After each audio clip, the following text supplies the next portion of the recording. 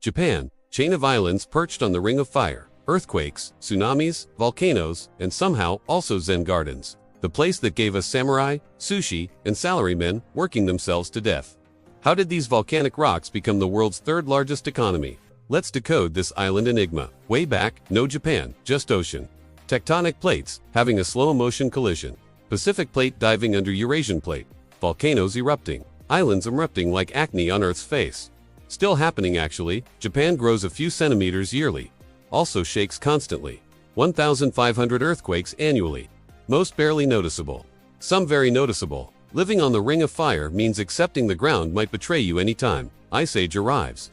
Sea level drops dramatically. Land bridges appear. Connects Japan to Asia. Animals walk over. Elephants, deer, humans. Around 30,000 BCE, these first Japanese are hunting, gathering, making tools. Not much different from everywhere else. Except they're on future Japan. That'll matter later. Climate warms. Ice melts. Sea rises. Bridges disappear. Japan becomes islands. Properly isolated, this isolation becomes Japan's defining feature. Protected from invasion. Also protected from new ideas. Double-edged sword. Very Japanese concept actually. Ding dong, Jomon period. 14,000 BCE to 300 BCE, that's absurdly long. Longer than all subsequent Japanese history combined. These folks make pottery. Earliest in the world possibly. Cord-marked patterns, hence Jomon rope pattern. Also make mysterious clay figures. Dogger, big eyes, strange proportions, aliens, goddesses, toys. Nobody knows, but they're everywhere. Museums full of them. Jomon people semi-sedentary. Following seasonal food, nuts in autumn, fish in summer. Not farming really. Not need to. Japan's natural buffet provides enough. Population stable. Culture stable. 12,000 years of stability. Then everything changes. Knock knock, yayoi, people arrive. 300 BCE, from Korea, probably. Bringing rice, wet rice cultivation specifically. Rice needs flat fields, irrigation, cooperation. Villages organize, hierarchy develops. Also bringing bronze, then iron. Better tools, better weapons. Population explodes. Yayoi and Jomon mix. Or Yayoi replace Jomon. Academics fight about this. DNA suggests mixing. Cultural evidence suggests replacement. Probably both. History is messy. Japan's origin story, especially messy. Small kingdoms form, hundreds of them. Chinese records mention Wa, land of dwarfs. Rude, but informative. Describes Queen Himiko, shaman queen, ruling through spiritual power. Dies around 248 CE, buried with 100 attendants. Alive, career opportunity with downsides. Kofan, period. 252-538 CE, named after burial mounds. Kofan, massive keyhole-shaped tombs. Biggest are huge. Days in Kofan, larger than Great Pyramid, but can't excavate. Imperial tombs off-limits protecting ancestors, or protecting myths. Both probably. Yamato clan emerges dominant. Claims descent from sun goddess Amaterasu, convenient divine ancestry. Becomes imperial family, still ruling. Same family, 2,000 years. World's longest dynasty. Though ruling becomes ceremonial eventually. Ding dong, Buddhism arrives. 552 CE. Korean kingdom sends Buddha statue and sutras. Try this new religion. Some Japanese interested. Some very not interested. Religious war brief but intense. Buddhism wins. Sort of. Compromises with Shinto. Japanese solution. Why choose have both? Prince Shotoku promotes Buddhism. Writes constitution. 17 articles. More like guidelines. Emphasizes harmony. Very Japanese. Sends embassies to China. Sui dynasty then tempts dynasty. Students study in everything. Architecture, law, writing, Buddhism, city planning. Japan becoming China's eager student. Nara, period. 710 to 794. First permanent capital. Nara, copied from Chinese capital. Grid pattern. Buddhist temples everywhere. Tudaiji Temple. Giant Buddha statue, still there. Still giant. Still impressive. Deer everywhere too. Sacred messengers. Now tourist attraction.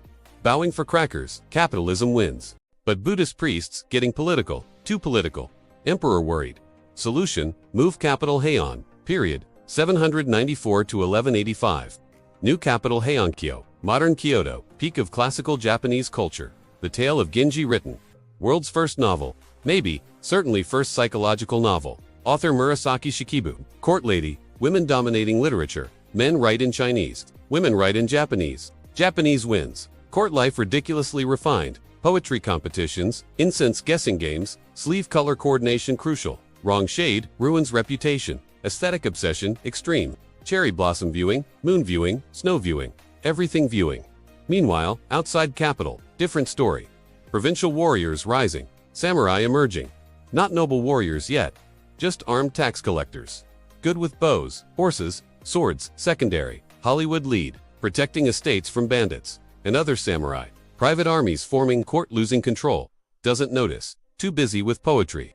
Genpei War, 1180 to 1185. Taira versus Minamoto clans. 5 years of battles. Sea battles, land battles, everywhere battles.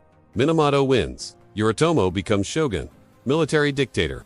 Emperor still exists, but powerless, like Japanese Queen Elizabeth. But earlier, and less powerful, knock knock, Mongols arrive. 1274. Kublai Khan wants Japan, sends invasion fleet, lands in Kyushu. Samurai, confused. Mongols fight in groups, use formations, explosives. Samurai want individual duels. Honorable combat. Mongols don't care. Storm arrives, fleet destroyed. Divine wind. Kamikaze, Japan, saved by weather. Mongols return, 1281. Bigger fleet, 140,000 troops. Largest naval invasion until D-Day. Another storm. Another fleet destroyed. Pattern recognition. Don't invade Japan during typhoon season. Japanese convince gods protect them. Divine country complex begins. Ashikaga shogunate. Weak central control.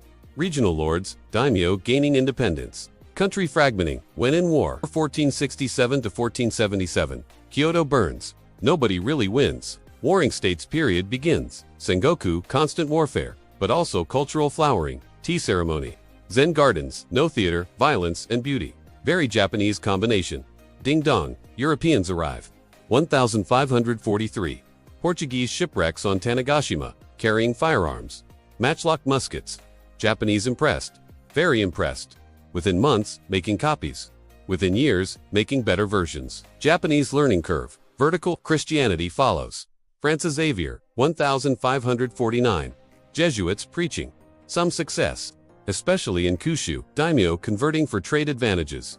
Portuguese bring guns and God. Japanese want guns. God is negotiable. 3 unifiers appear. Oda Nobunaga uses firearms effectively. Hates Buddhist monks. Burns their temples, including in Ryakuji, 1,000-year-old temple complex. Thousands die. Reunifi Central Japan gets betrayed, commits seppuku. 1582. Toyotomi Hideyoshi continues. Peasant origins, unprecedented rise.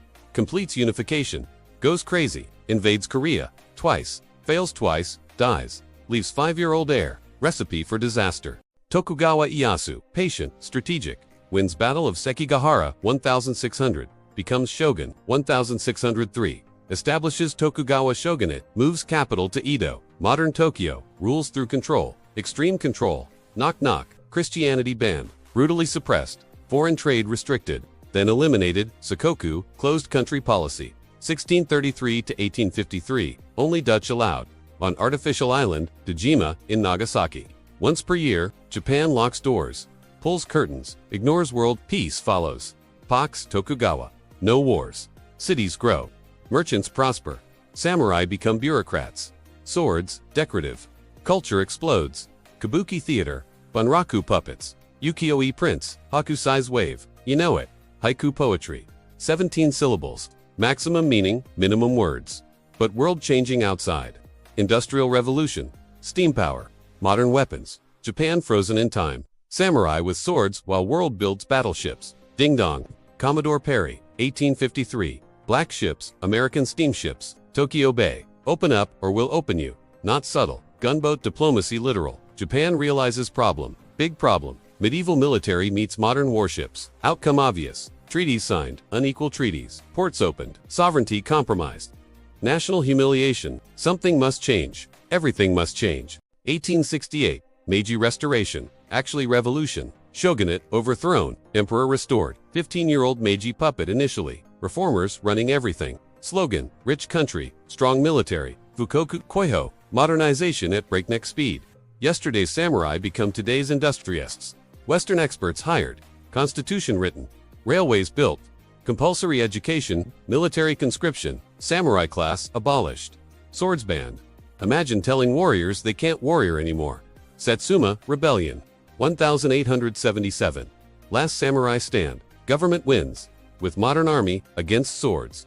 Predictable, Japan learns fast. Scary fast. Defeats China, 1895. Defeats Russia, 1905. World shocked. Asian nation defeating European power. Impossible. But happened. Japan arrives as world power. Annexes Korea, 1910. Harsh rule. Then China, 1937. Pearl Harbor, 1941. Pacific War. Initial victories. Then Midway. Island hopping. Firebombing. Atomic bombs. Hiroshima. Nagasaki. Emperor speaks. Surrender. August 15, 1945. Knock knock. American occupation. MacArthur. New Constitution. Democracy imposed. Article 9. No military. Economic miracle follows. 1950s, 1980s. Electronics. Cars. Quality obsession. Toyota. Sony. Nintendo. Bubble economy. 1989. Bursts. 1991. Lost decades. Still recovering. Modern Japan. Peaceful. Prosperous. Aging. Weird. Cool Japan. Anime global. Sushi everywhere. From volcanic islands to economic volcano.